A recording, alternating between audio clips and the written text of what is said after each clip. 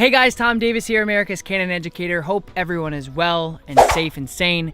Today I'm delivering you guys something different on my YouTube channel. Shut this because somebody's mowing their grass. Oh, by the way, Lola's in here too. Hi Lola, she's my baby.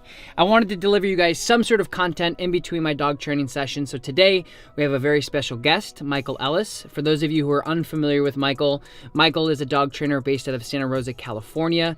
He's somebody that I've looked up to my entire career working with dogs. I started watching Michael train at a very early part of my career, so it was a pleasure to have him on. It was a great honor to be able to chat dogs with him. So I hope you guys like this video. And again, this is something new. I'm just doing it for you guys first, and then it's going to go into audio format on my podcast. And of course, as you guys know, this episode of the podcast is brought to you by my friends over at Dogtra. Dogtra, of course, is the remote collar that I use in all of my YouTube videos as well as talk about here on the podcast. You can use the promo code NBD10 to get 10% off your entire purchase at dogtra.com. So thank you, Dogtra, for sponsoring this podcast. I appreciate it. And so anyway, guys, it's something new. If you guys could just leave a comment in the comments below, let me know if you guys want more of this. I know it's a discussion that we've talked about before on my channel. I think for me, like, I would want to watch two professionals talk together. Like, it's nice to have the podcast. I think it's a great format. But at the same time, I think it's also nice to be able to, like, watch two trainers and two professionals in general just have a conversation. I think kind of having the nuances of communicating with each other and laughing and smiling and looking at each other, I think it's just a different perspective of the conversation. So anyway, if you guys like this, don't forget to like this video, leave a comment in the comments below and let me know if you want more of this. I do a lot of podcasts, so I'll certainly produce this more often. Or if there's different camera angles or different things you guys want to see, let me know in the comments below. I appreciate you guys very much. I have some exciting things, like I said, coming up. Some really great videos that we're putting together and some plans. I appreciate you guys. Thank you so much. I will talk to you later. Bye. I can. How you doing, Tom? Good, man. How are you? Not bad at all, considering his craziness. Yeah. So what's California like right now? I assume it's like other places, but I don't know for sure. You guys, we're just beginning to start kind of reopening stuff up again a little bit. Like, so they have a whole protocol in place, so phases for the reopening. So certain businesses are now allowed to reopen with social distancing and masks and limits to the number of people that can be in a certain spot and all that kind of thing. Disinfecting stuff, and they're gradually doing it in phases to come back through. So I think we'll probably resume some in-person classes at the school in June. Yeah, so I'm doing everything online right now. So that's good. That's good. At least you get to do something. There's a lot of people that are like completely screwed. Just no, it's crazy. Can't do anything. Yeah. So cool. And it's kind of forced changes on us that we were planning anyway. So I was planning on offering live online versions of lots of our classes. And so so I worked out the technology for that, and so I'm doing it. yeah just ran the first one, so adapt. How does that work? Are you doing everything that you would teach, all your curriculum and sessions just like this online? Yeah, so basically we at the school, the big training room, we run all our classes in. I got good cameras. We've got cameras in there so that you can see the whole room from any angle. You can zoom in or out, that whole thing. I have a remote mic, and you run it off Zoom. I have a big screen so I can see. Oh, that's cool. Students' faces, and when they ask questions, they pop up. That's great. And then they can do practicals too from their end. Like, so you can watch them. Yeah. So the same thing. We just flip it over, and they stand up and they run practicals, and then with larger classes, we'll have the ability to break out and use the breakout room feature that Zoom has. I don't know whether you messed with it much. No, this is like my third Zoom. I did I did a Zoom with Dogtra and another company, and this is my third Zoom. I'm usually just on Skype or FaceTime. Yeah. The quality of the image and the sound and stuff, I've had zero problems. I ran a behavior mod class that was 2 weeks, and I had students from Singapore, Italy, Spain, 2 from Canada, and then several around the US. And we had zero technical glitches. I could see everybody, hear everybody. They could hear me. It was great. It's kind of scary. Where you're like, wait, what have I been doing all these years? I should have just been doing this. Do the old pajamas on the bottom and shirt on top.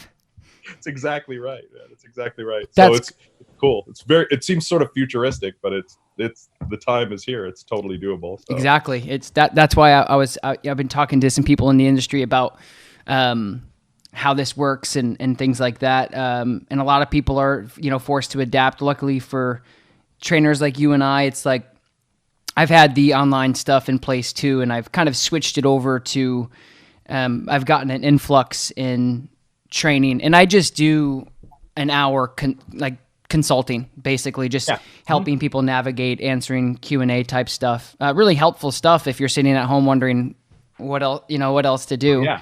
So it's been really good. So I was lucky to kind of just shift right into it. We just got busier, but I actually started shutting it down on my end because it was too much. After like as you know, just teaching after like the sixth hour, you're not as present as you should be, maybe. And so yeah, I started kind of like pulling back the reins a little bit, and I was like, wow, this is probably going to go on for a while, especially in New York. It's not, we have to, I'm in upstate, so I'm closer to Vermont and Canada than I am. Yeah. Where are you? So I'm in close to Saratoga Springs, right outside of Albany. Yep. Yeah. I spent a fair amount of time there when we were in New York. I would run up to train with clubs. There was a club right outside of Albany that I trained with all the time. Yeah, I had a couple of the guys. Yeah, a couple of the guys that I train with, that I'm friends with, like on Facebook or something, like posted a picture of you training with them in New York. Ed Myers, do you remember Ed Myers? Oh yeah, yeah. So it was funny. I'm like, wait, and then I started kind of digging into some of your older stuff that you actually lived in. You lived in New York City, right? Yeah, we lived. My wife Carol went to grad school at Columbia, so we were in New York City for 4 years. Well, on the kind of Upper West Side, right near Columbia, like 120. That's cool. Yeah. That's cool. Yeah, I remember. I'd run around and train all over out on Long Island and upstate, out to Jersey, all that kind of stuff. That's cool. Now, for just so you know, Michael, like my listeners are everything from dog trainers to dog lovers to people who just stumbled upon a random podcast when they're bored.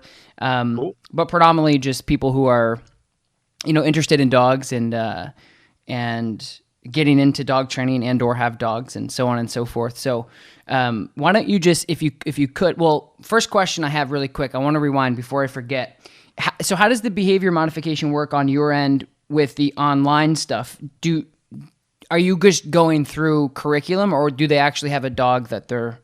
Yeah, so I'm going through curriculum. So the way it's set up is we have, I run through kind of my ideas in general about behavior mod. It's a holistic approach and diagnosis of problems and taking histories and kind of getting to the root of things, coming up with a management and obedience plan in combination, and then finally dealing with the kind of pathology itself. And so I kind of review a lot of the obedience techniques that are necessary. I review management techniques, which are hugely important if you're going to be successful with any behavior mod, breaking the cycle, all those sorts of things. And then I have video to talk dog body language and things like that, and video specific problems. And then what would be kind of some typical protocols for common behavioral issues, right? Right. And we talk about the different types of aggression and separation anxiety and obsessive compulsive disorders and all that kind of stuff, right? Cool. So that's pretty successful. Then you can go through all of the background stuff and the fundamentals of why these behaviors are there, and that's cool. I was just curious. So and I'm targeting it towards obviously dog trainers, so people are going to be doing it professionally. So sections in it where we talk about like how you get clients to give you honest histories without feeling judged, and the stuff that's necessary, how you get people to kind of buy into the management protocols that are sometimes. That's awesome. That's cool, because I was curious. I saw that, and I have. There's a lot of information that I wanna talk to you about. I'm really excited. Thanks for hopping on here. I appreciate it. Of course. So cool. I appreciate it. So just so you know, and then my listeners know, there's a lot of serendipitous things that happen to a lot of different people. But there's an interesting story between you, and you don't know this, but when I started getting, I've been professionally, I started dog walking, and basically organically started working with all the dogs who couldn't go to doggy daycares and so on and so forth. I'm like, yeah, sure, I'll take them, whatever. Doing pack walks, the usual suspects, if you will. And then, just that one phone call of helping that one shepherd led to the next, and then you get it, so on and so forth. Sure. and then it stumbled on into, a career. And I was just like, they're like, how are you doing this? And, I think it really triggered for me when I was working with dogs and gaining a little bit more ground than some of the other trainers in the area that I additionally or originally tried to work with, and because I wasn't a trainer, I couldn't. So whatever. So it kind of organically, I was pushed to the outskirts because I was young. I was like 19, 20 years old when I was like really trying to get into it heavy, and I'm like, I wanted to learn. I didn't have any money to like learn. People wanted. Sure. And I get it. So anyway, I talked to my friend Janine Lazarus. She's an English. She's an English. She's from England, so she's really funny. So basically, I shadowed her. She was in the area, and she actually used to do Brother Christopher's remote collar classes at the monastery. Cool. Yeah. And so we started getting into. She's like, well, if you're going to do it, just follow me. And she's funny. She's an English lady. She's to the point. She's very assertive. She's like, we probably as Americans would think she's rude, but she's not. She's just like, do this. And that sucks. And, this doesn't. So, but I was just like, Janine, I'm having a hard time, conceptualizing a lot of the philosophy of dog training. I know how to do it, and I'm sure you see that as a teacher. Oh, all the time. You see a lot of people who are very organically, innately gifted with working with animals, and there's a lot more to it. And we'll talk about that in a little bit about how to make that a business and grow that into a training career. But so she said, you got to watch Michael Ellis. And I said, well, okay, where, how? And she's like, well, you can go to Learburg. And I said, okay, what's that? And I'm like, I don't know any of these things. I'm like, I pick up poop for a living at in my mind, So anyway, so she said, no, you have what it takes. She saw me working with dogs. And so anyway, so I started watching your stuff. This was a long time ago. And I can still hear Ed Frawley's voice and that little, you and lots of people. Yeah, that little jingle in the beginning. So anyway, so I got into your stuff many years ago, and it was just a lot of, and then I kind of started getting into other Learburg trainers like Forrest and so on and so forth, and then so I was like, okay, this makes sense. And you were like the first person I saw that made dog training, in my opinion, the way that I saw it. You were the first person that I saw that actually made it look like a career. I didn't see other people that were, because you had your school and you were teaching. I was like, people are, there's a living out there, and I just was young. I didn't know. So, sure. And then organically I got into remote collar training working with her. And then it got into like, me offering it to clients. And then I started to realize the political standpoint of it. And I was like, wait, what do you mean? It's just, as a professional dog walker at the time, just working with dogs in general. But anyway, so long story short, it was interesting because when I went out so I became friends with Forrest probably 5 years ago. We've been tight. We talk regularly. And then I went out to Learburg for a Tyler Muto seminar. And it was funny because after watching all your videos at the end, Forrest knows that I was interested in protection work. I like the idea of it. I just like getting into it. So the decoy work, it was interesting to me. So he actually said, hey, do you want to do a little bite work after, Tyler's thing? I said, yeah, sure. That would be cool. And then he's like, well, why don't you, I'll go grab Rush and we'll do some, and I'm like, wait, Rush? Like Learburg, Michael Ellis? Pretty dog, right? Yeah, it was just so like, it kind of came full circle. So I ended up taking bites from Rush, and it was just so funny because I kind of like, I remember just, as you said, like so many people go through the same process with you of like remembering the old times. And I just sat on the computer and watched Rush, and then I was taking bites from him, which was so cool. It is cool. Yeah, it just kind of like came full circle. And then Forrest was like, you know, because next time I went to Oregon, he's like, we should go down to Michael's school, hang out. You can meet Michael and all that stuff. I said, yeah, that would be awesome. That would be cool. And then we went down, and I know that you and Forrest hadn't trained in a while together, and he hadn't at the time been training at the school like he had been in the past. Yeah. And so it was kind of cool to be part of like, you know, two of the people that I kind of watched help me get into the career, made me confident in the career. And then I kind of saw you guys kind of reignite your training relationship together, and that was really, pretty cool. I was really happy when Forrest landed out on the West Coast and we got to spend time together again. So yeah, it's been really good. So you hooked yourself to the right kind of person. He's a super good dude. Yeah, I love Forrest. Yeah, got training chops kind of as ears. So yeah, and I'm just like, you know, just listening to him talk and rant once you get him going is always pretty fun. So anyway, so I just wanted to share that with you, that it was a very like, yeah, it was just a cool story how it kind of all came full circle. And I think, you know, I worked really hard and just, you know, got myself at the right place at the right time. And I'm grateful for getting to know you guys and be able to communicate with you guys. Really cool.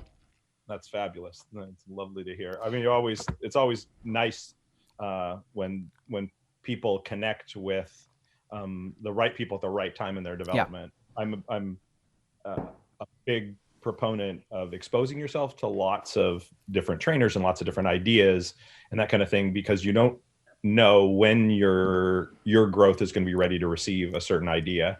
And I know certainly when I was learning about dog training early on, I had people tell me things and show me things that I wasn't prepared to receive at that point in time. You know what I mean? Mm-hmm. Like I didn't have a place to put it. It all made sense. It seemed logical, but my experience, I had no place to put any of that. And so it drops away.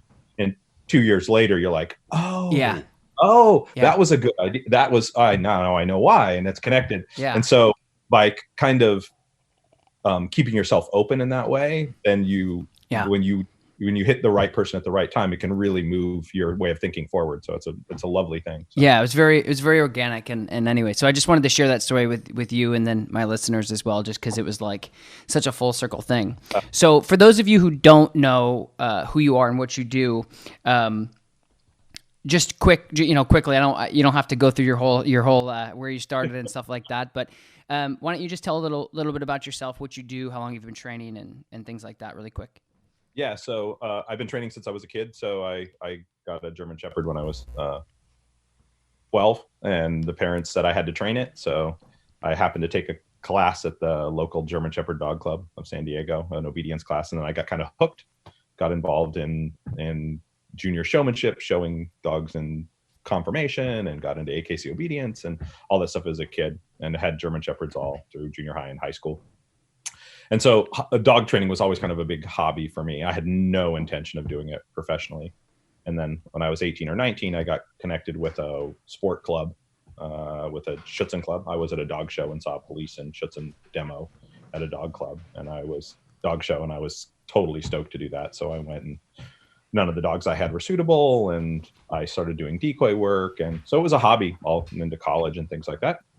And I taught some classes at pet stores to make money on the side. Like and that big box stores or local? Yeah, big box, like Pet Supply Warehouse was and those kinds of places that were in San Diego. I worked, a friend had a boarding kennel, and I would do part-time inboards for him and stuff like that at that point in time, but really no intentions of making it a profession.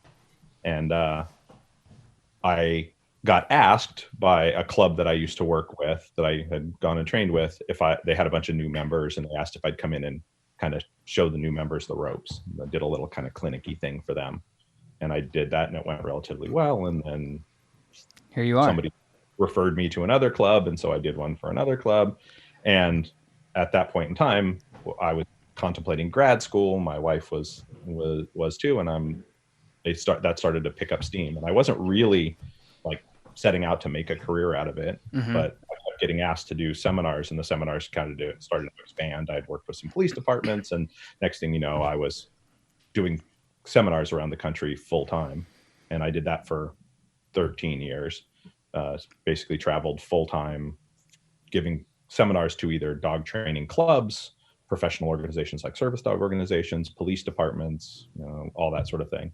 And near the end of that time, I just couldn't handle the traveling anymore. I was traveling between 40 and 45 weeks a year. Wow. I was doing 40 some seminars a year. And at that point, I'm like, what do I do? I can stop and start a dog training business, but I've spent the last 12 or 13 years coaching other dog trainers to be better dog trainers. And so, of course, you're training dogs. And in that period of time, I took in inboard dogs and gave people lessons and stuff when that was starting. But pretty much I was training trainers full time. So that was the impetus for me to then open a school for trainers. And that was 10 years ago. So the school's been open for 10 years. Wow. And I think we just had our 1200 student go through. Wow. That's cool. Yeah. So it's been, that's cool. Cool. Yeah. Cause I was an accidental career. I just plugged along. Yeah, because I was interested. That's cool. Because I was going to ask you how you transitioned into. So you basically started off doing club seminars, and clubs are usually a group of dog trainers or hobbyists or both. Yeah, exactly. And then you're like, well, I've been doing this for so long, I might as well just keep doing it. And you got a place and did that in Santa Rosa. And so originally, when I opened the school, we were in the East Bay, and we were just out over near what would anybody recommend? We were in a little town called Fairfield, which was over on the east side of the bay near Berkeley and that area.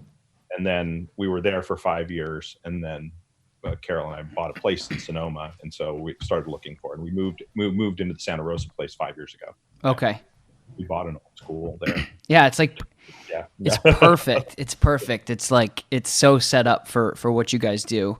And I remember when I was out there last time, we went out to we got lunch and stuff, and then we went. So are you planning on expanding? I know that you were in discussion about potentially doing something like that. Are you still? Yeah, so we have lots of changes afoot. Expanding is yes, it's going to expand in that we're going to be able to serve more people. So I'm going to do less kind of what I have been doing for the last 10 years, which is basically stand in front of a class for 7 hours a day and talk and train.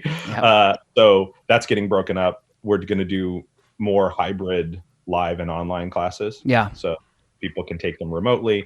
I have Forrest who's now working for me again, which is great. And I have a couple of other trainers that are very familiar with what we do.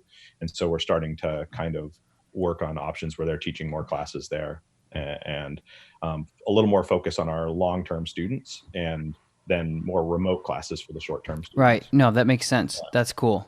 So I think we'll wind up serving more students, but I won't be like teaching live as much as I have been. Right. Yeah.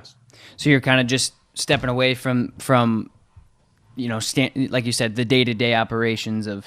Yeah. So I mean, for years I taught everything, which meant, basically our classes, you've been there, what they're like. A class starts at 10 in the morning and we wind up at 4:30 or 5 in the evening. Yeah. And it's a long day. Classes are typically 1 and 2 week long classes. They're intensive type classes on specific subjects.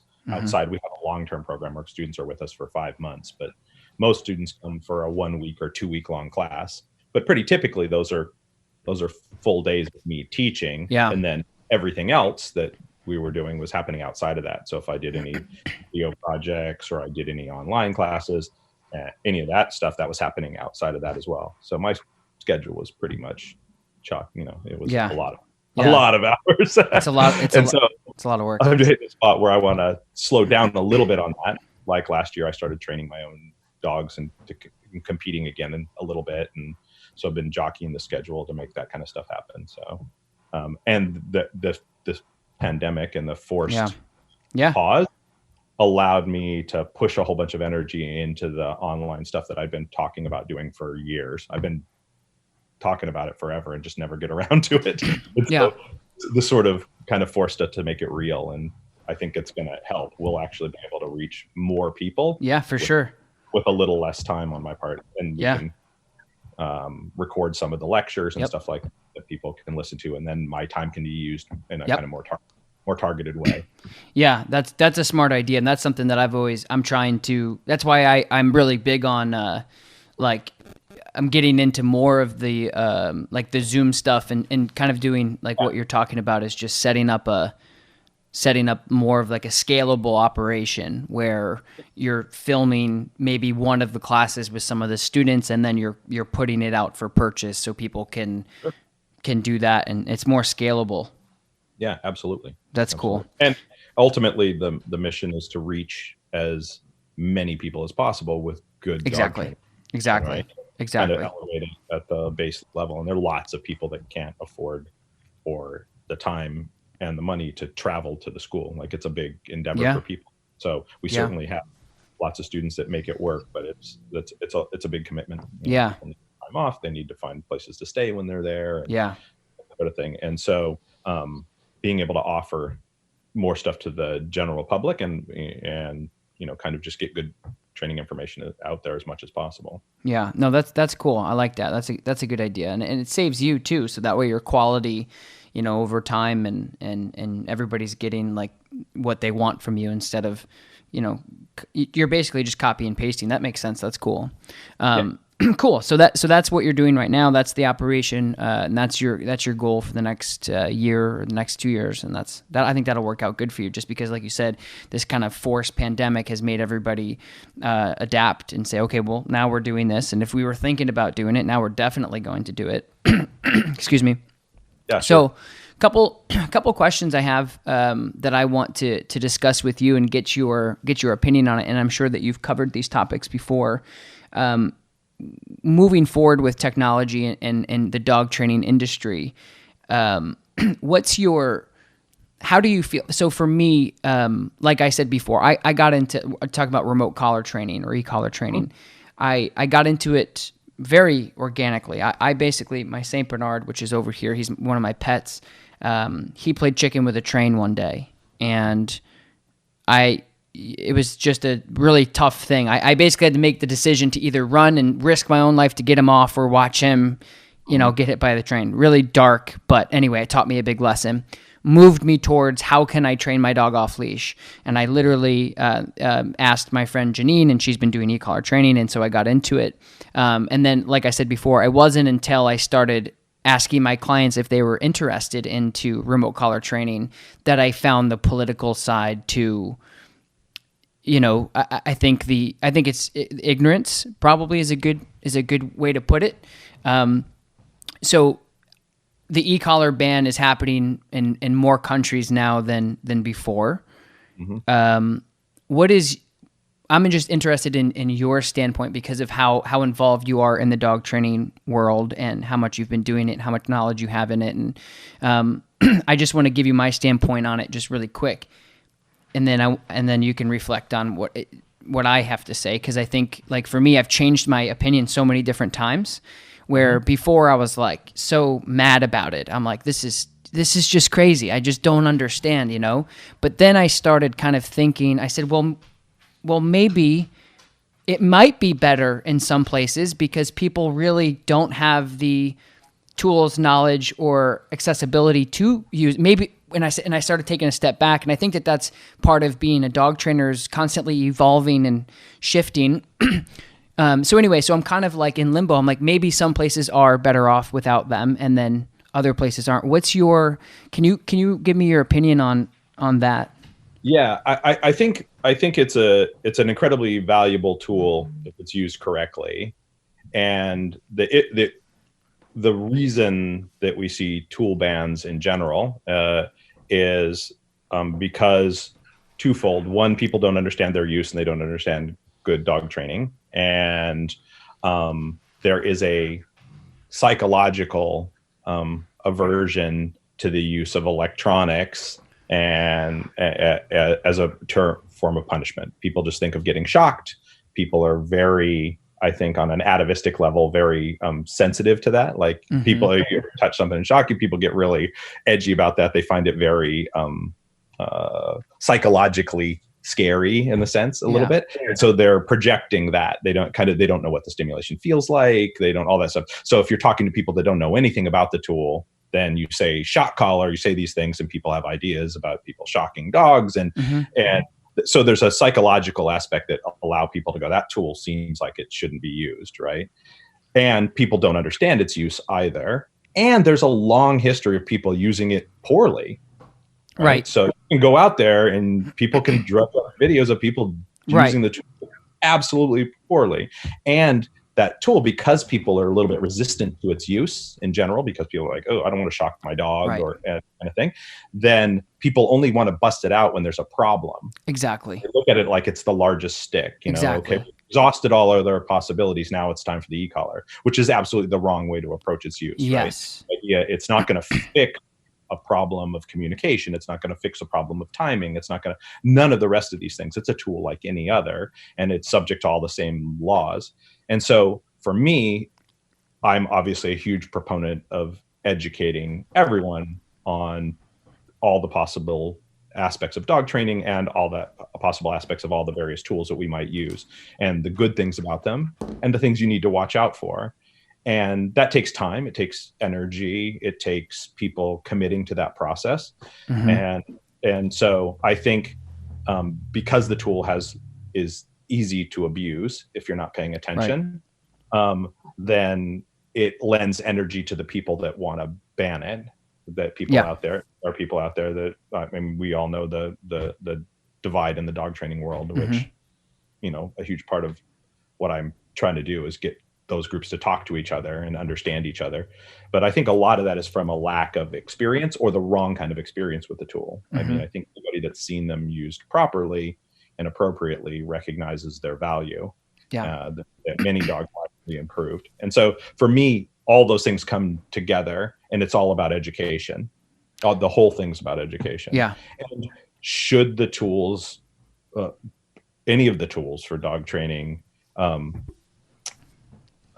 be used in a knee-jerk fashion? No, none of them should, right? There should be a thoughtful plan for all of that. And so I get the idea that you would want people to, you know, have to demonstrate some kind of, like they are in certain places where they're wanting the idea that you would, you know, license people to use them or teach things like that's, it's a hard world to navigate, but I get the impulse for that. I understand. I have that impulse sometimes, like, don't use this until you understand timing, and you should be able to demonstrate certain proficiency. The problem is that that's hard to apply in a large way. So I think our job is not to kind of vilify any of the tools. It's to get out there and educate people about their proper use. And they do get used in the wrong situations, and they get used the right way a lot too. By I think it's good what you said in the beginning. I recently had a post that I did because a lot of my clients are really what I often find dog owners do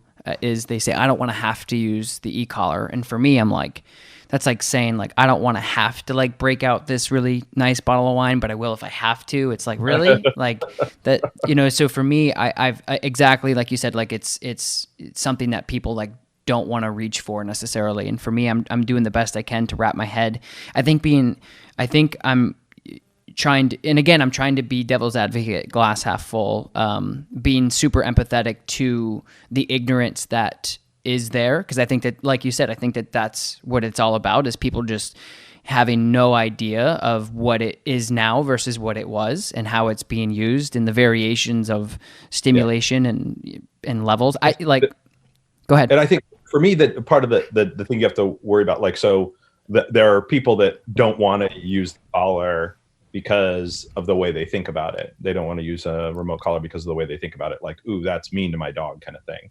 And that's not, that's the wrong way to think about it, certainly. And that's certainly not the case if it's used properly. Not that there aren't places where you're using it in a way that's unpleasant for the dog. For sure, there are situations in which that is necessary. There are emergency situations and things in which that's necessary. But the idea that it's somehow bad to the dog or mean to the dog, right? That's a misconception. If it's used properly. What I see on the other end, like when people get, dog trainers get really enamored with it too. And So you want to use it for everything, even things that you wouldn't technically have to use the collar for, right? I've been there. That are good. And when people get that enamored with that tool, you can become reliant on it. And it is a piece of technology, right? And so if it's not applied properly, not only could you can make a dog that's not responsive without the collar really easily. And then if the collar doesn't work, you have one that malfunctions, or your dog's run over by the train anyway, right? Yeah, exactly. So there's ways to use it properly. And if you want to have your dog be responsive without the collar too, it's a more involved, longer training process to do correctly, to make sure that the tool's there to reinforce your training, but the dog doesn't become reliant on that tool. Right. So there are things there that people need to navigate, I think, that's important. Yeah. But I think you're spot on. The people that are like, I don't want to have to use the collar, meaning they don't want to, they think they're being mean to the dog and they don't want to have to be mean to their dog, which is misconception. Yeah. And I've just been, and I'm guilty of a lot of that, because I'm just so like enthusiastically passionate about, like, I'm over the top sometimes, and using my platform on social media, on YouTube, same thing with you. If you watch the video of training that you did 5 years ago, 6 years ago, you'd be like, my process has changed a little bit. But anyway, so I used to just be so, like you said, enamored with just like people, like you can use it for all these different things. And like that, you get caught up where you're like somebody like myself, a newer balanced dog trainer 10 years ago. I was just like, the e-collar you can use for everything. Like, let's just trust me. And I was so trying to get people over the fact of how it doesn't shock your dog. I just try to use it for every application that I could be, that I thought in my head as creatively as I could, of, using it as a marker and using it as an association, and just I'm trying to get creative and turn the wheel a different way, and try to, and mainly, it was mainly because I was so frustrated with dog owners shying away from it. It was it hurt. It almost hurt my feelings. I was like, sure, I want you to understand so bad that I'll do a circus to try to get you over that line. Which leads me to like another conversation too, is how do you approach situations? And I'm sure, being on the level that you're at in the seminars and in the crowds that you draw, if it's 10 or 100, how do you deal with somebody who just won't accept new information because of an opinion on a one-dimensional thought process? I know it's a layered question, but no. So my goal is to present the information that I know from my personal experience and from science to the best of my ability, and then respect people's ability to make their own decisions about that. And their dogs got trained for many years without electronic collars, for many years without treats, for many years. So there are methods out there and approaches out there. I think there are benefits in certain circumstances that where the e-collar works better and is the kinder option in certain cases. But there are other approaches. And so if somebody is really resistant, it's not on me to judge their stance on it. And as long as I've done my best to give them what I consider to be the best available information at that point, I do my job there. And then if they're still resistant, my next job is to just try to supply them with alternatives. Yeah. And so then if emotionally or whatever reason, for whatever you're at the point where you take the stance you are and you don't want to use that tool, cool. Then that's all right. Yeah. I've given you why I think it's the right tool for this situation, or it might help in this situation. And I give you the best science I can give you. And now, okay, here's some alternatives. Here's the other ways I know of thinking about approaching that problem. Yeah. But I think now, like in dog training, people have a tendency to specialize, right? So the reward-based clicker trainers are really in their niche, and the e-collar trainers getting in their niche. And so it's easy to kind of disregard other branches of the training world. And I would encourage anybody that has an interest in training, and certainly anybody that's doing this professionally, to get out there and dip your toes in all those waters, because then you'll have solutions for those people, because you're going to run into people that you won't be able to help if they won't use the tool, and maybe you can use one of the alternatives. So that's kind of how I approach it. Yeah. Yeah. No, that's good. Yeah, that's good. That makes sense. Have you ever had anybody go through your school that tried to, just because you said 1,200 students, right? Is that what you said? Yeah, 1,200 individual students Yeah, it's since a it's lot. Have you ever had anybody go through your school trying to just push against what you're doing? I'm just curious if you've ever had anybody. No. Okay. I've had lots of people like that at seminars. Yeah. Like when I did seminars, because you go do 1 and 2 and 3 day seminars all over the place, and so you'd get a really resistant person at a seminar. But pretty typically, if somebody comes to the school, they've done their research. They like the way we think about dog training, and that's you don't just casually pop into the school. It's not like, oh, hey, I just thought I'd pop in on your class, right? Yeah. They're a pretty big commitment for people in terms of time and energy, and so they've usually done their research. So not really. There are people there that like it turned out to be different than they thought and things like that, but they're nobody that's strongly resistant. But we used to get those kinds of people at seminars all the time, in the back of their arms crossed, like, this is bullshit. In the early stages of my training, giving seminars and things like that, that would make me a little uncomfortable. It would rattle me a little bit. I still did my thing, but it would rattle me a little bit. As I got along, I loved those people. Like I looked at them as a challenge. You're a teacher, ultimately. Like if you're helping people with dog training, you're a teacher, right? And so how do I reach this person? Yeah, because I know the information I have to give them is useful for them, and they don't have to take it all, but there's stuff in here that's going to help them and it's going to be useful to them. And I just have to get them in the place they can receive it from me. And so I always looked at those people as a little bit of a challenge. I did a seminar about talking to that person.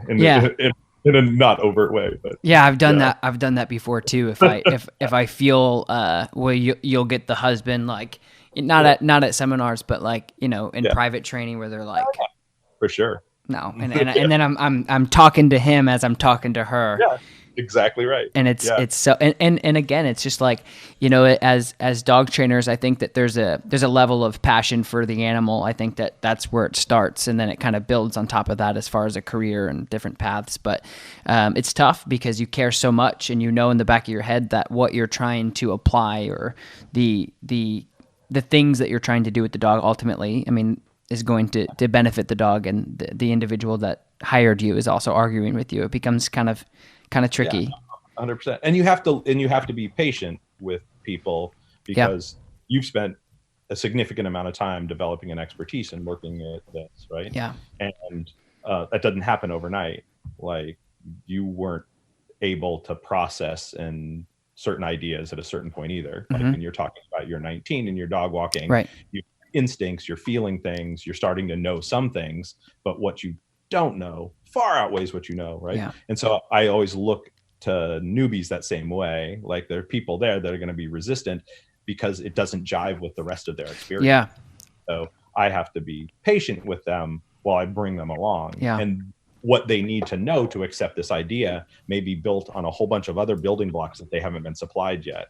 Yeah. So sometimes you have to go way back to basic learning theory stuff and that kind of thing in an attempt to get them to this point where they can receive what they need to receive at the moment, right? Well, I think what you said in the beginning was good about I'm still in that level. I'm at that level where I'm getting information that I know is good, but I don't know where to stick it. I'm like, talking to like somebody like Forrest, where there's a lot of this stuff going on with obedience, and I'm like, if there's a, because I'm more of a behavior mod guy. I'm like, if there's a problem, that's what gives me goosebumps. That's what I'm like, let me in. Like the dog's trying to kill people, let me in.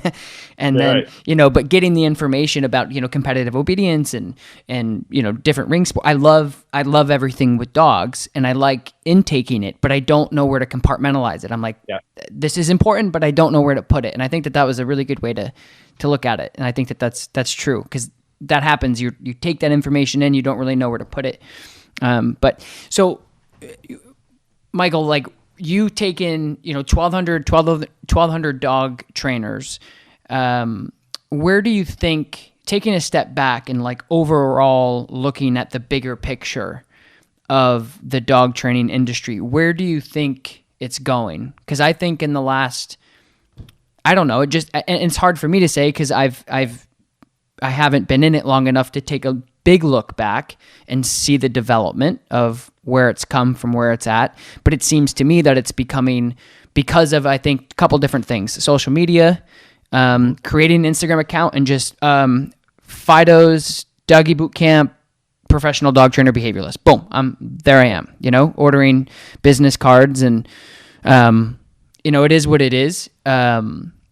But anyway, so it kind of just seems with social media and people having a love because they love dogs, and businesses being created. And there's a time and a place for that. I think, on a very micro level of doing basic obedience, I think it's pretty much harmless for the most part. But what I'm more like, I want your opinion on taking a step back and seeing the development of dog training, and where do you think it's headed? Yeah, so that brings up a whole bunch of interesting thoughts and questions in there. So one, I think that the trends in dog training mirror the trends in society at large, right? So you see the ideas about dog training began to evolve as ideas about child rearing did as well. Some of the reward-based revolution that began to take place in the 80s, right, is when it really started to take off. And later 80s, especially, and into the early 90s is when things started to hit. Before that, people weren't doing rewards in dog training to speak of. And so that was also mirroring a time in society where people are talking about, hey, don't spank your kids, and psychology, different ways of thinking about behavior and all that kind of stuff, right? And so I think that a lot of the trends and ideas there follow along.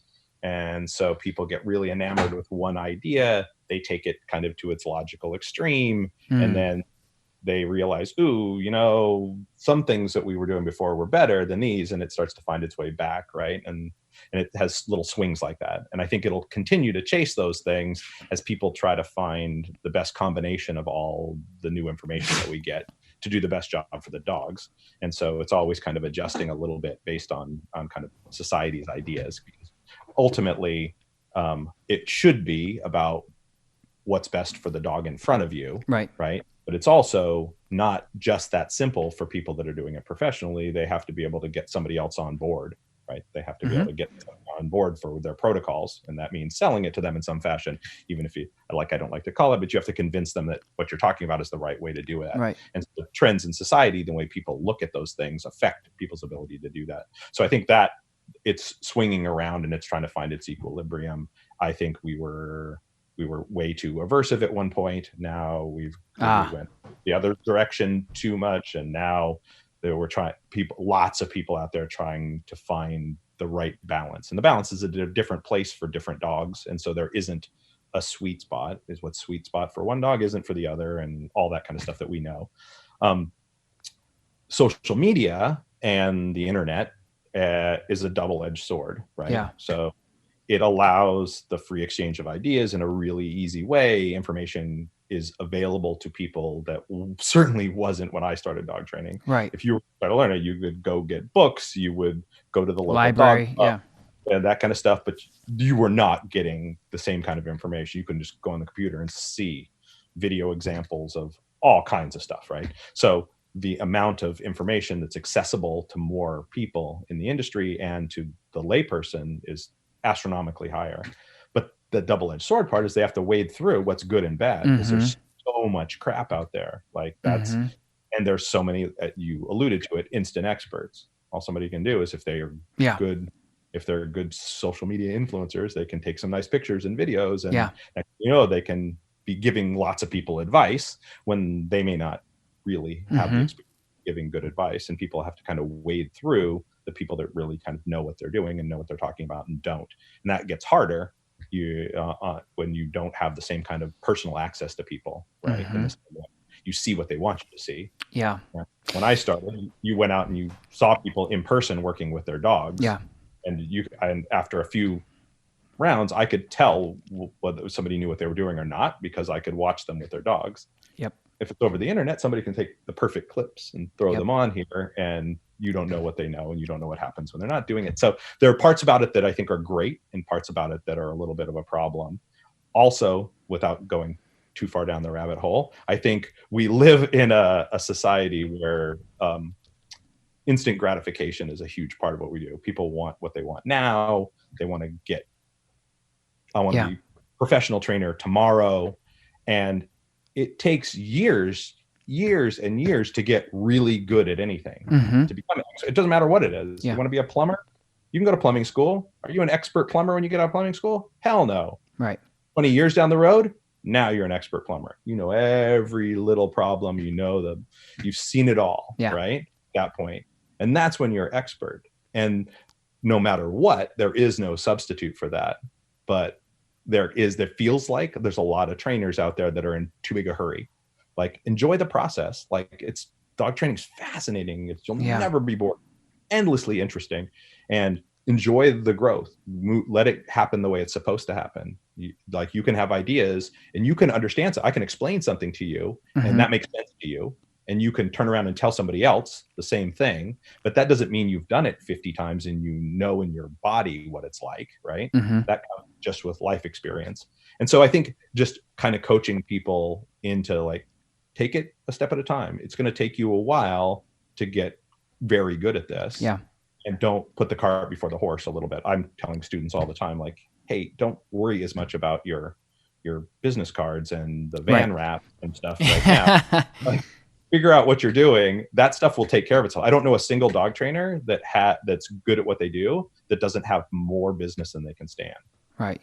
They can't keep up with it if they're truly qualified. But everybody's looking at angles to sell what they're doing in the beginning. Yeah. Slow down on that. Get good at what you're doing, and then the other parts will take care of itself. But anyway, that's no. That's it. Off my soapbox. No. It's good. It's good. I love that, and that's the beauty of the podcast. It's very informal, and I love that, and that's true. And I get that question often, very often, and we'll talk about that in a minute of how to build, how to.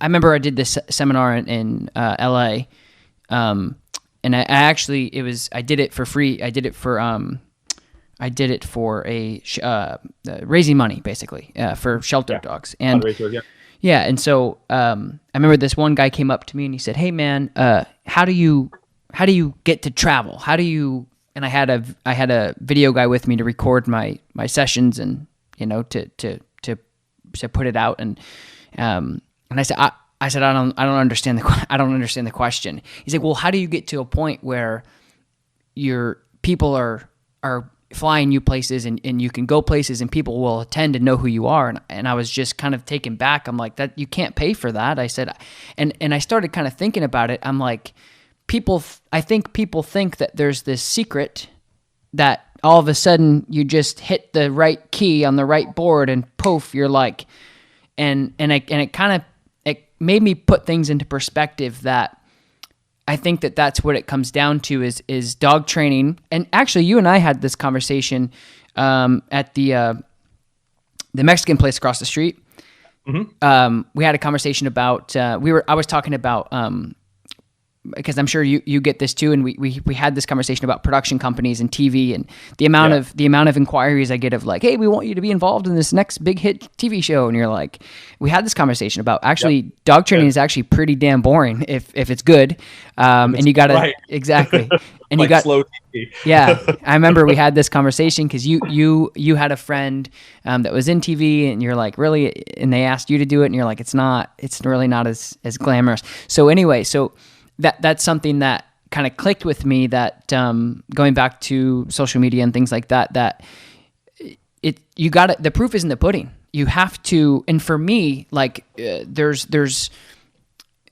I started putting content out on YouTube because I wanted two things. I thought that some of the basic stuff that I was teaching people, how to put collars on right, so on and so forth, little tiny stuff, micro stuff, could help people. The macro for me at the time, and still is, but now it's being overtaken, is I wanted feedback because I wanted to work with other people. I wanted to get information out for feedback and mirror, and I didn't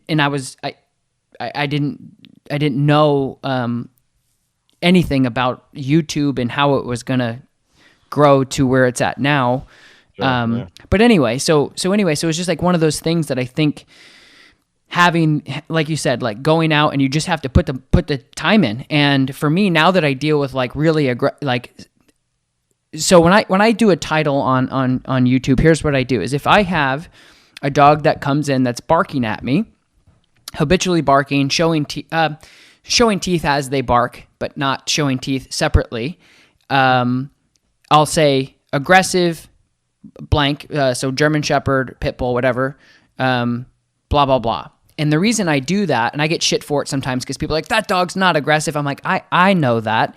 But the people who don't know dogs, who are searching because they have the same issues, are saying my dog's aggressive when it's a very fear-based, genetical, not confident, very vocalization type barking. And so anyway, so there's just an interesting chemistry that happens when you put stuff out on the interweb. But what I started doing is I started doing almost live sessions where dogs would come in. Some of them, very rarely were they actually aggressive. Very rarely do they actually back up what they mean and display. And normally, relatively uncommon. Yes, exactly. And in my opinion, in my experience, the dogs who were serious never were vocal. They just went in. They were like, I want a piece of you or the other dog. And if really truly aggressive dogs were that common, then we'd have a lot more dog legislation. We wouldn't have people. A lot more people wouldn't have dogs. So, yes. Right? Like the truth of the matter is, if you figure like half the households in the country have dogs. And yes. So yes. If there was a 10% of them were really actually truly seriously aggressive. Yeah. Like not everybody can have dogs anymore. Exactly. No, it's a good point. And so anyway, so going back to what that guy was saying in LA, is I just said, man, you got to just put yourself out there. I mean, if you're, like you said, if you believe in what you're doing is purposeful and meaningful, could help an individual on the other side of the world that's desperate and needs help, and they can watch a video of you putting on, instead of getting a 3.2 prong collar hanging down to their neck, getting a 2.25 that sits properly can change their life on a walk, then put that content out as long as you're confident with it. And so anyway, I guess I was just getting into, a lot of people are in that instant gratification of, I want to be this, I want to be that. And it's like, then put yourself out there. There's not many. If you look at dog training in scenario-based situations, there's way more talented dog trainers out there than I think people realize. However, there's not a lot of people who are good teachers and are able to teach humans how to take that information in and make it digestible and understandable. I tell that to people all the time that email me and they say, I want to get into dog training, but I always tell them, like, there's a lot of people who are really great with animals, but you have to be able to do a little bit of both, of being a good teacher. Oh, 100% you do. Like a lot of people are attracted to dog training because they're uncomfortable with people. They're so anxious, and that's a good point. They don't like dealing with people, and like the dogs, like they can have these relationships without feeling judged. And so there are lots of people that are drawn to this. Unfortunately, if you're going to make a living at it, there are very few options for people to make a living where you just work with the dogs and you don't have to deal with people on the other end. 100%. So, and you will realize very quickly that your success is driven by how well you reach the person that's on the other end of the leash. And people like it, like those people like inboards, but it doesn't matter. You take a dog in, you can do the best job in the world. If you can't communicate to those people when it goes back, and you can't get them on board, and you can't get them enthusiastic about working with the dog, it's going to go away. Like, there's no magic bullet. It's not going to last. You don't have the dog for 6 weeks and then there you go. Or that transfer. It's all about your human interaction. It's huge. And I say that all the time to my staff. I say, we're really not in the dog business, guys. We're in the people business. And like I said, if you can be a better communicator and kind of a less talented dog trainer and have more success because of your ability to communicate to individuals and to people. And I think a lot of people struggle with that conversion. I would call it a conversion. I don't know, it just popped in my head that people need to be able to convert that to the owners and educate. And of course, it depends on your niche too. Exactly. Like, finding their things. So like, obviously if you're training police dogs and things like that, then at a certain this point, you have to have a certain level of skill. Like otherwise, your product is not gonna get you, and you're gonna be out of business, right? Yeah. So pet dog training, lots of people that are not doing super great training can still make a living because they're dealing with people that don't know what they're doing, right? It's better than nothing. So you look like a genius because the people you're talking to don't know anything about dogs.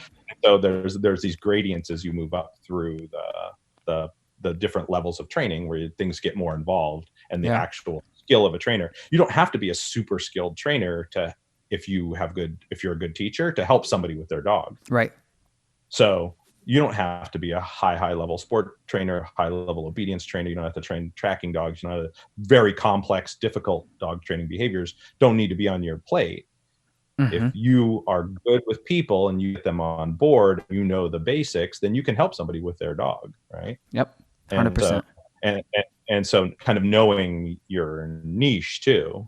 That's what I was gonna get into. And I know that we're about an hour, so I want to cover just a couple more things with you. It's a great point that you were talking about, and that's what I recently started getting into as I'm evolving, and people are asking me for advice on their career, which I feel a little. I don't know how I feel about it, because like I said, like you just got to do it. Just if you feel like, just put it out there. I mean, just do it. I mean, if you're doing a good job, then, and a lot of people just aren't, not necessarily on the internet, just in general, like showing people and whatever. But I tell people to find because the dog training industry is such a big bubble. And two things that I talk about a lot about, primarily with my clients, my pet clients, because that's all I really do, is dog training is such a big bubble. And what happens most oftentimes, unfortunately for the dog, is when you bring your dog to a dog trainer and they're just a dog training company, say a franchise or something like that, and they do dog training, but they don't do a certain type of dog training. So if you need a behavior modification, or if you're working with a dog that is just way out of your comfort zone, and I think oftentimes too, the comfort zone gets mixed up with levels of ability or importance.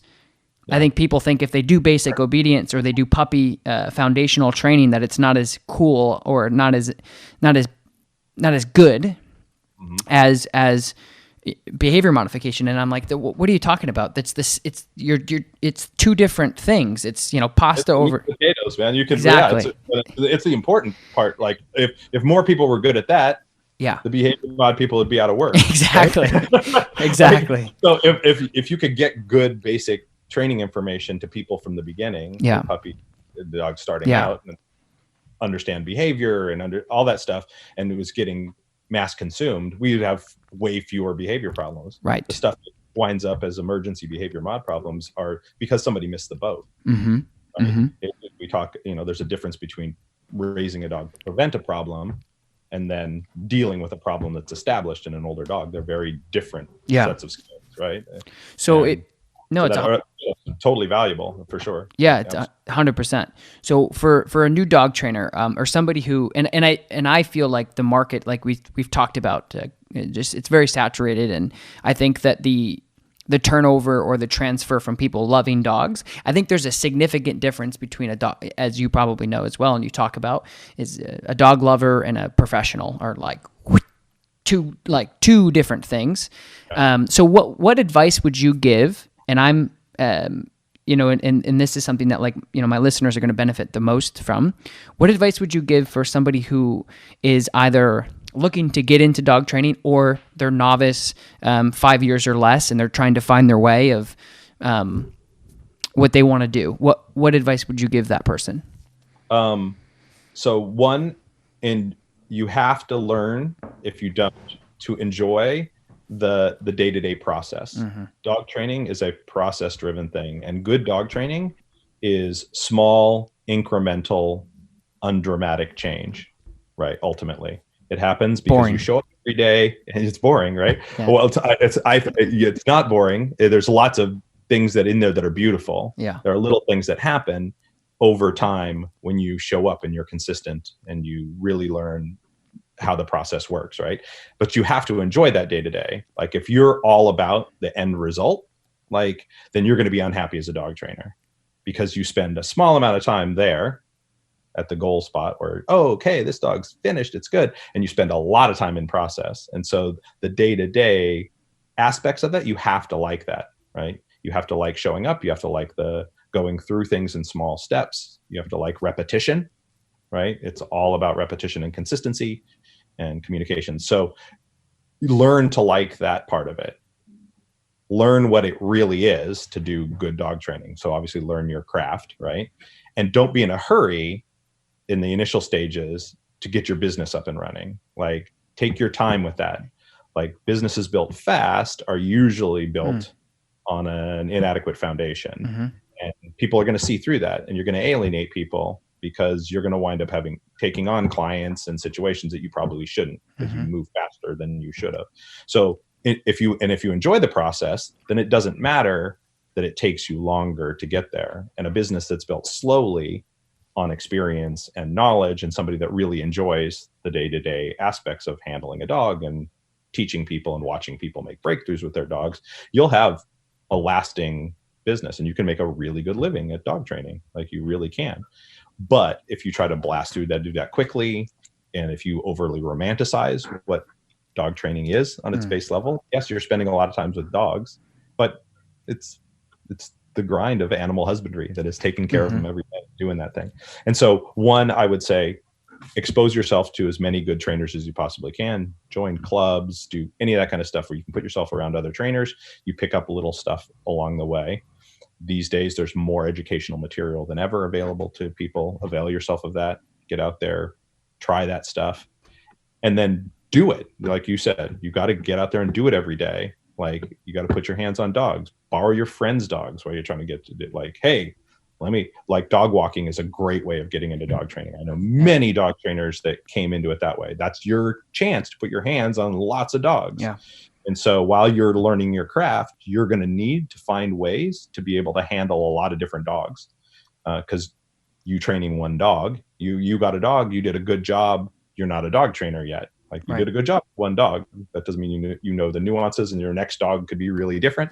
And so as much as that process is possible, commit yourself to the journey of that.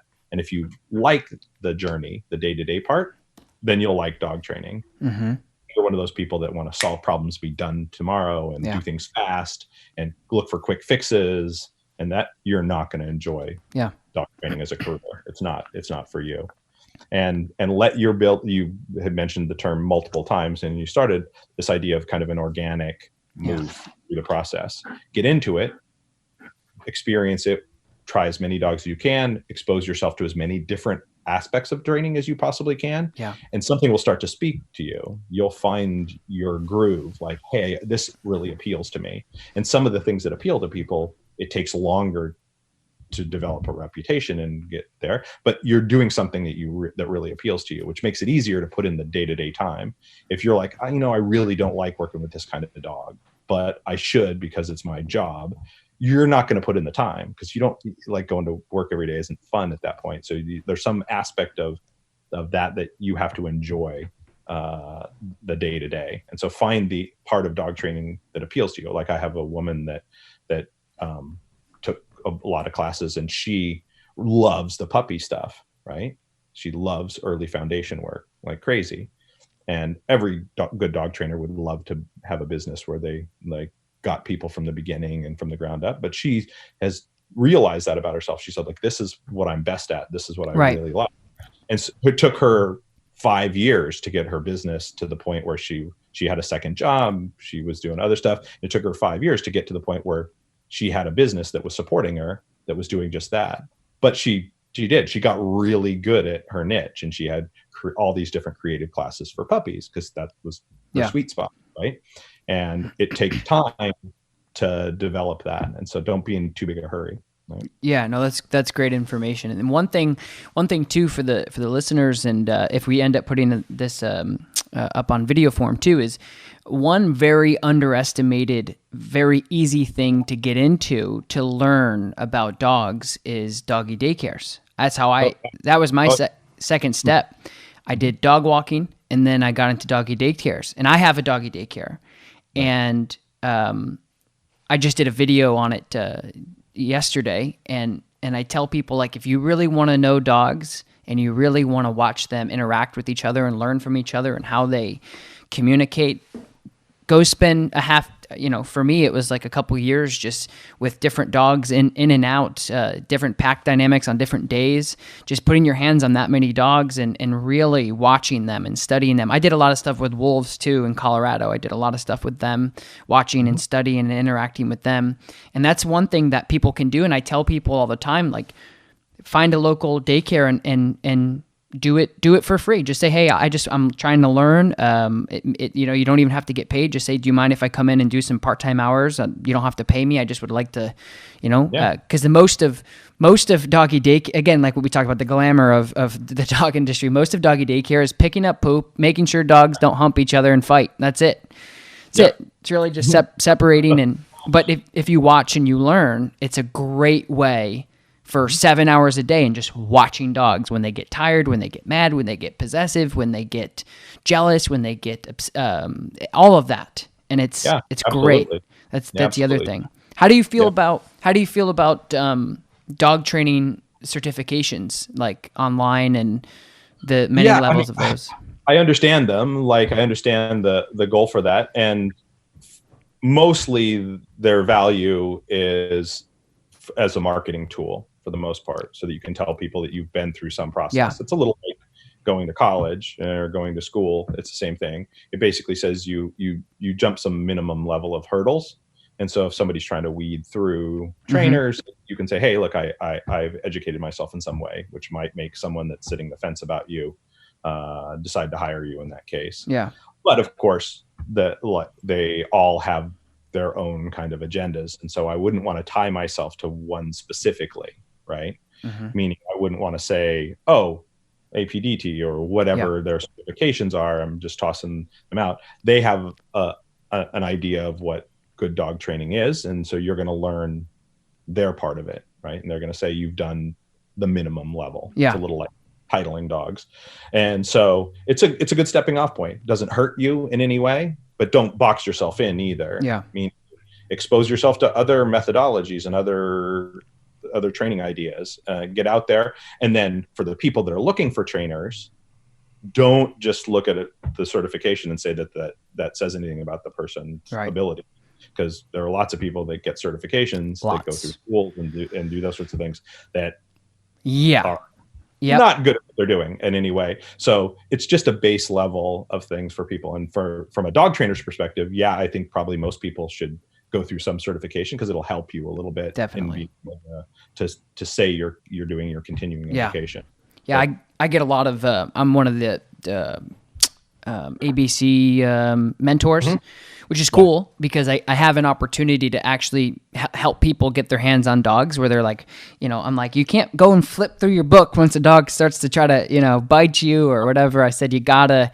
So, but you're right. I do deal with some people that are just like looking for something to do because they're retired or, they're financially stable in other aspects and they just want to do it for fun. And I wouldn't let them walk a hermit crab of mine because they don't know yet. And that's just because they don't know yet. So I just wanted to get your opinion. Yeah, it's I think from a training perspective, it's fine. It's good. Yeah, it's not going to hurt. Right. It's not going to hurt anything. And it might help you in certain circumstances. From somebody looking to purchase services. Yeah. And there's other stuff you should look at. You would want to see, for me, the gauge of someone's training ability is watching them with their own dogs. Yes. Right. Yes. Ultimately. That's the proof is in the pudding. Like if I can watch you with your dog for 10 minutes and I'll know if you're doing good dog training or not doing good dog training, right? Exactly. Relatively quickly. And so there's other things that the person that's buying dog training should do to research the people that they're it's a good point. Buying dog training from, besides just saying, oh, they got certified by X organization, right? Yeah. That's a bare minimum. You would want to. Yeah, and I think it comes down to as the time goes on, like you said, not only in the marketing standpoint from the dog trainer, but companies are just like, hey, we're going to start certifying dogs because the dog industry is getting big and there's money to be made. And I think it's just like read this book, read that book. Okay, you're good. I had somebody asked me the other day about this, what type of certifications. I said, well, I don't really have any, but I help certify other dog trainers. I said, but I don't have one. I said, it's kind of it's an awkward thing, but because of my experience and my work I've done before, I've been able to do things like that for different colleges, and it's a weird thing. I think it's frustrating for new trainers too, because do I spend all? And I tell people, like, if you're really like pinched on money, go work for somebody for free. Just say, hey, I'm new. I want to help out. Can I watch? Can I shadow? I think that's the best thing to do. Yeah, certainly. As long as you connect yourself to the right person and they're willing to. Yeah, exactly. Yeah. Be careful about shadow, but aside from that, and I think like the continuing education aspect of it's really it's good. Hard. Yeah. Anything that encourages trainers that already have businesses and things like that to continue to grow. Yeah. A good thing. And so some of the organizations that certify require continuing it a certain number of hours. Yeah. And you can get checked off in a lot of ways. You can go to a certain seminar that somebody's giving, and you can get checked off. I think pushing people to continue to better themselves is a good aspect of that. 100%. Right? So if you want to maintain that certification, then you're going to at least have to go sit in front of some different trainers a certain number of hours a year, which is good for everybody. Everyone should be doing that. And the people that are serious about training are always checking out people and watching what people are doing. They're trying their best to expose themselves to new ideas all the time. But it sort of forces somebody that might be reluctant into continuing their education. Yeah, that's why I was so bummed. We were going to come out. Me and actually one of my trainers signed up for your e-collar. I know. Yeah, we're gonna do them again, and I'm about to probably do one on Zoom. So yes, I'm down. We're about to run one there. So love to have. I'm totally down, because I was so bummed, because that's it, man. It's hard sometimes when you're like, especially, like I'm so passionate. I want to help, teach, give. And I'm like, but I need to also make sure my knives are sharp too. I need to make sure that I'm not getting stagnant, or I'm not being a sponge anymore. And I'm trying, that's why I'll just go into daycare. I'll just literally, like, at least I can go into daycare and watch dogs, and that's interesting, and pull things from dogs, because ultimately they're the masters at teaching. And you described something that's hard for anybody once they get successful too. You're busy, and so you tend to like get insular. You're in your world. It's tough, and your time is full, and so continuing your personal growth is always hard. It's hard in all industries. It's the same thing it doesn't matter what it is. Like, you get good, you get busy, and now your personal growth takes a exactly 100%. And that's, it doesn't mean that you're not giving people a good product, but it's tough. And that's why I was so stoked to come out and hang out we were going to hang out with Forrest a couple of days before, and but we'll do it. We'll blow over. We'll have an opportunity again. Yeah, absolutely. Eventually we'll be back to something.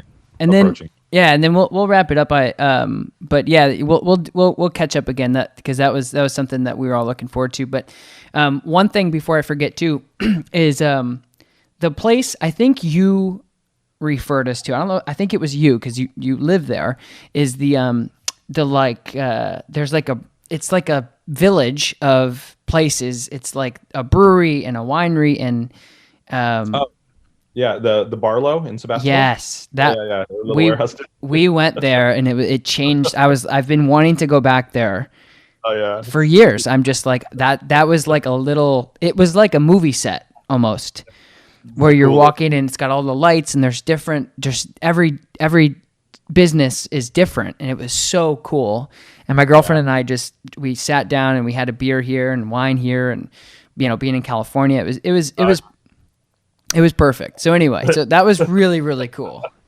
Well, it's still there. It's not functioning fully right now. So wait till this is all over, then come back out. Yeah. We're gonna, as of everybody else too. Once things start to open up, it's gonna be in the floodgate. So, I definitely want to get out to California again and do some stuff. But, so why don't you just tell people where they can find you and how they can see the stuff that you're doing and interact with you on. So you have the Instagram and. Yeah. So, I am much less social media savvy than you, but we definitely have it's the Michael Ellis School for Dog Trainers. We have a Facebook page, we have an Instagram, and then our website. So it's michaelellisschool.com. Mm-hmm. And so all those things are about to get super busy because we're Yeah. we're launching a new website, and a lot of the online options, the distance learning options, are getting launched here over the next 2 months. So That's awesome. so there would be a bunch of stuff happening there. So Yeah, I remember you were developing when I took all those pictures last time I was there. yeah, they're great. And I remember you developing your website then, so that's cool. I'm glad you're getting rolling with that. Cool. Well, again, man, it was a pleasure, absolute pleasure to talk Always to you. nice to talk to you, man. Yeah. Always. And whenever this is over, I'll hopefully be able to come out and we can take a rain check and come out and train some dogs and have some wine and have a good time. That'd be lovely. Cool. Thanks, Tom. I really appreciate it. Yeah. Thanks, Michael. All right. Take care. Bye. I literally can't film anything outside today. It is so windy. But anyway, thank you guys so much for watching, listening. This is going to go live on my podcast tomorrow. So if you want to listen to this in audio format, all you have to do is head over to my podcast. I appreciate you guys watching. Michael, thanks for hopping on. I will talk to you guys next time. Peace.